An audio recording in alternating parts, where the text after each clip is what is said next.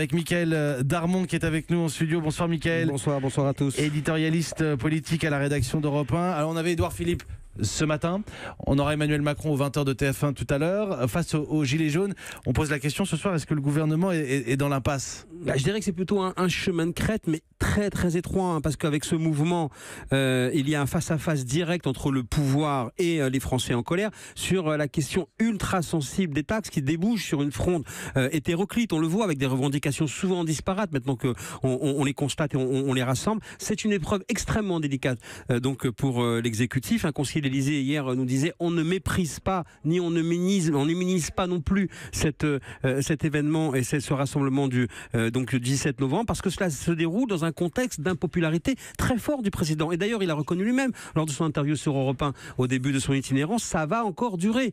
Donc les mesures qui ont été annoncées aujourd'hui, qui sont des mesures d'appel à la raison, qui sont des mesures à la fois techniques et extrêmement concrètes, eh bien, elles viennent se heurter à une démarche qui est aujourd'hui irrationnelle. Et c'est cela qu'il va falloir mesurer pendant les prochains jours, bien évidemment pendant cette journée de samedi.